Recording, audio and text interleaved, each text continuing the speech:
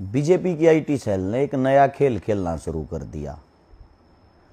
जैसे ये लगा ना वो इतने कॉकरोच इकट्ठा हो गए, जैन जी इकट्ठा हो गए, एक सोशल मीडिया के कारण इतना बड़ा कमाल हो गया।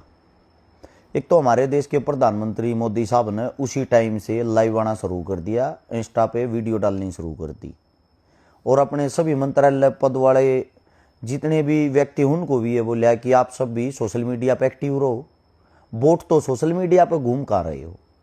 और इसमें बीजेपी की आईटी सेल ने सबसे कसूता खेल खेला है। कॉकरोच पार्टी की तरह नया पेज बना के एक नई चीज शुरू कर दी, आरक्षण हटाओ, इस टाइप की एक मुहिम शुरू कर दी।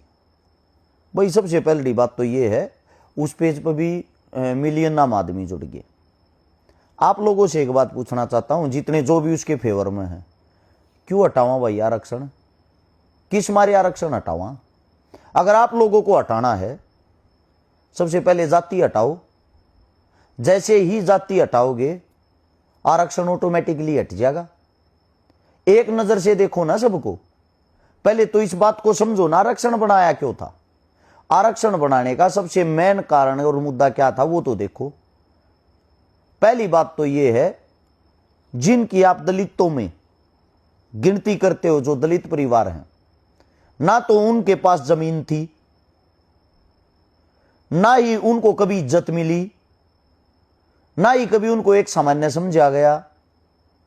आज तक भी दलित परिवारों की मंदिरों के अंदर एंट्री नहीं होती। बहुत सारे गांव ऐसे हैं, दलितों को जब आप एक नजर से नहीं देखते, एक दुश्मन की तरह देखते हो, एक इस तरह ट्रीट करते हो जैसे मतलब कि एक वे अलग ही कैटेगरी के आदमी हो।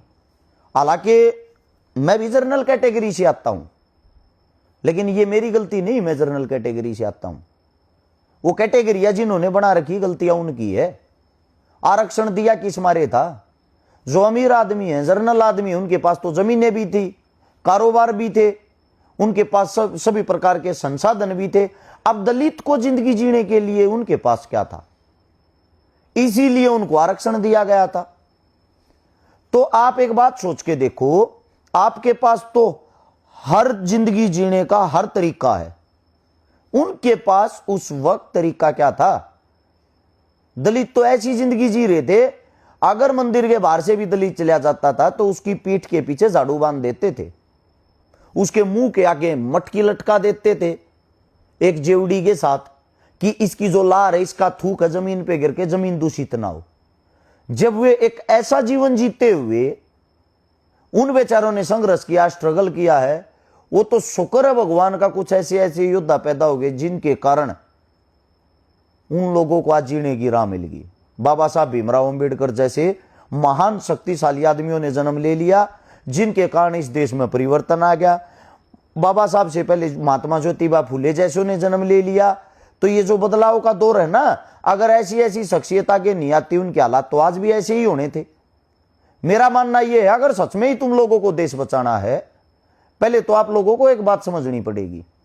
पहली बात तो यह, हटाना है कुछ चीज तो भाई वो जाति हटाओ, आरक्षण ऑटोमेटिक हट जाएगा। जाति हटा के सबको एक नजर से देखो, सबकी जाति भारतीय होनी चाहिए। भारतीय होने के बाद आर्थिक आधार पर आरक्षण दे दो। जो भी गरीबी रेखा से नीचे है उसको आप लोग आरक्षण दे दो। वो किसी भी जात और कोई भी धर्म उसका रहेगा ही नहीं, सब भारतीय हो जाएंगे। लेकिन ये काम आप करोगे नहीं। ये काम कर दिया तो लड़ाइयां कैसे करवाओगे लोगों के बीच में? फूट कैसे डालोगे? वोट कैसे बनाओगे? अब इससे अगली बात, आप आरक्षण हटाना चाहते क्यों हो? सिर्फ इसलिए कि भाई कॉलेजों में उनको, दलितों को कम संख्या, कम नंबर लेने पर भी एडमिशन हो जाता, आप लोगों का नहीं होता। यही बात होगी। सीट बढ़वाओ ना भाई, कॉलेज बढ़वाओ, यूनिवर्सिटी बढ़वाओ, इस चीज के लिए आंदोलन करो ना जो करने की चीज है। दूसरी बात कि जो नौकरियां हैं उनमें वे कम नंबर लेके सिलेक्ट हो जाते, आप लोग ज्यादा नंबर लेके भी नहीं होते। भाई रोजगार के लिए लड़ो, रोजगार के लिए प्रदर्शन क्यों नहीं कर रहे, आंदोलन क्यों नहीं कर रहे? रोजगार जो है, रोजगार खत्म होता जा रहा है। सरकार आप लोगों को की समझ में ही नहीं आ रही। सरकार इस वक्त शिक्षा को खत्म कर रही है। आप अनपढ़ गवार मूर्ख हो गए तभी तो ऐसे ऐसे काम करोगे, किसी भी बेबुद्धि की चीजों को उठा दोगे। यह गहराई की बात है, समझने की बात है।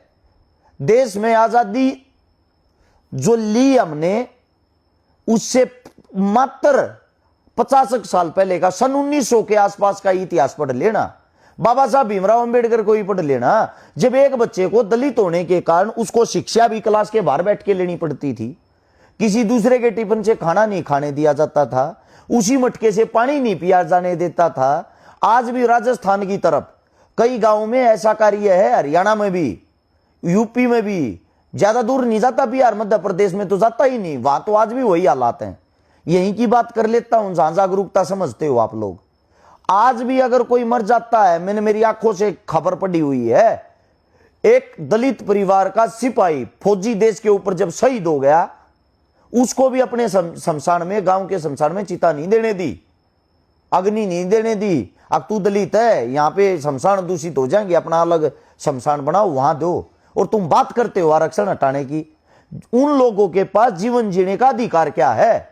और उन लोगों पे आज तक सबसे बड़ी जो बात है, सबसे बड़ी जो चीज है, अन्याय किया किसने है? इन्हीं जर्नल कैटेगरी के उन्हें, जिनके जुगाड़ थे, जो मजबूत थे, उन्होंने कभी चाहा ही नहीं। वो ये चाहते थे जो नौकर वो नौकरी बन के रहे, भले ही मैं खुद उसी कैटेगरी से आता हूं, लेकिन जो सच है वो सच है। आज के वक्त में हम पढ़े लिखे, हमारे पास दिमाग है। अरे कम से कम आज तो एक सामान रहो, आज तो एक दृष्टि से, एक नजर से देखो एक दूसरे को। भले ही तुम्हारे को ये बातें गलत लगती हो, लेकिन अगर प्रहार करना है तो सबसे पहले उन चीजों पे करो। जैसे कि मंदिर है, जरूरी भाई मंदिर को एक ही जाति संभालेगी, सबका हक होना चाहिए। जब हम सब भारतीय हो जाएंगे तो मंदिरों में भी जो आप लोगों ने वर्गों में आदमी बांट रखे, हर वर्ग से लो। उससे दूसरा, कोई भी कार्य हो किसी भी प्रकार का, हर कार्य के अंदर सबको एक दृष्टि से देखा जाए, एक दृष्टि से उनको सम्मान मिले। जाति देख कर उनको सम्मान नहीं देना चाहिए। अगर कोई आंदोलन करना, कोई प्रोटेस्ट करना, तो इस चीज को लेके करो। हिंदू हो, मुस्लिम हो, सिख हो, ईसाई हो, कोई भी हो, हम सब सबसे पहले भारतीय हो, हमारी जाति भारतीय हो, हमारी नागरिकता भारतीय हो। ये चीजें करो। आंदोलन करना तो ऐसा काम ना करो। बीजेपी की आईटी सेल ने एक चीज देख ली है कि आने वाले वक्त में कॉकरोच जैसी पार्टी दोबारा से खड़ी होकर कोई आंदोलन ना करे, क्योंकि डर गए हैं, सत्ता हिल गई है, सिस्टम हिल गया है। आप लोगों के बीच में, आप लोगों को तोड़ने के लिए, बीच में से पाड़ने के लिए इनकी जो आईटी सेल है, उन्होंने अब नए नए तामझाम शुरू कर दिए, जिसके कारण भाईचारे के बीच में एक दरार आ जाए। तो मैं इतना ही कहना चाहता हूं, समझदार जितने जो भी युवा हैं, जो भी फोन चलाते हैं, वो आजकल सबसे पहले इन बातों को समझें। समझने के बाद ही कोई फैसला लें। मूर्खताले काम ना करें, आंखें बंद करके काम ना करें। समझने की जो बात है, 85 करोड़ आदमी 5 किलो अनाज पे पड़ते हैं, और इस चीज पे हमारे देश के प्रधानमंत्री गर्व फील करते हैं कि हमारी सरकार 85 करोड़ आदमियों को राशन फ्री देती है। इसका सीधा सीधा मतलब यह है, 85 करोड़ आदमी गरीबी रेखा से इतने नीचे प्रधानमंत्री साहब लेके जा चुका है कि उन लोगों के पास कमाने खाने के लिए कोई आय का साधन नहीं है। सपोज करके देखो, सोच के देखो।